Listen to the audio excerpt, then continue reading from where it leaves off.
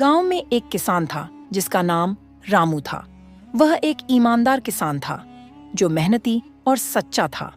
रामू के पास एक बड़ा खेत था जिसमें वह धान उगाता था। उसकी मेहनत और ईमानदारी की वजह से गांव वाले उसे बहुत मानते थे। लेकिन रामू की जिंदगी में एक कठिनाई थी। उसके पास पर्याप्त पानी नहीं था।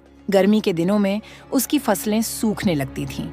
रामू ने बहुत कोशिश की कि वह अपने खेत में पानी पहुंचा सके, लेकिन हर बार उसके प्रयास विफल होते। एक दिन उसने निर्णय लिया कि वह अपने खेत के पास एक तालाब खोलेगा ताकि बारिश का पानी इकट्ठा कर सके। उसने अपनी जमा पूंजी से काम शुरू किया, लेकिन काम बहुत कठिन था। जब वह खुदाई कर रहा था तो उसके गांव का एक धनी किसान मन्नू ने कहा, रामू, ये तुम्हारा काम नहीं है। तुम खुद को थका रहे हो। तुम्हें मेरी तरह खेती करनी चाहिए, जहां पैसे और काम का कोई तनाव न हो।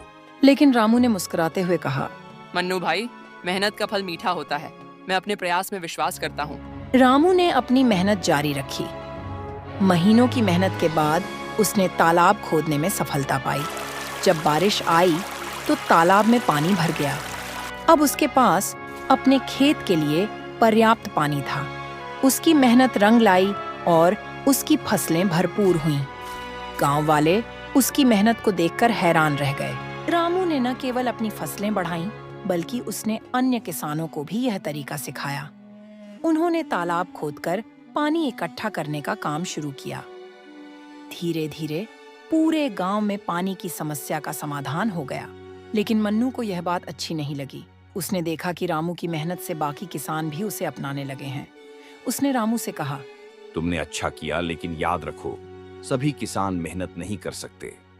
कई लोग आलसी हैं। रामू ने शांत भाव से जवाब दिया, मन्नू भाई, आलस्य से कुछ नहीं होगा। अगर हम सब मिलकर मेहनत करें तो हम सबका भला होगा। एक दिन गांव में सूखा पड़ा। मन्नू के पास जलाशय नहीं था और उसकी फसलें बर्बाद हो गईं। रामू ने देखा कि मन्नू बहुत चिंतित है। उसने मन्नू के पास जाकर कहा, भाई, तुम चिंता मत करो। तुम मेरे तालाब से पानी ले सकते हो। मन्नू ने पहले तो इनकार किया, लेकिन रामू की ईमानदारी और दयालुता को देखकर वह सहमत हो गया। रामू ने उसे पानी दिया और मन्नू की फसलें बच गईं। समय बीतने के साथ मन्नू ने रामू की मेहनत और ईमानदारी को समझा। उसने रामू से माफी मांगी और कहा, मैंने तुम्हें सही से नहीं समझा। तुमने जो किया वह वास्तव में महान था।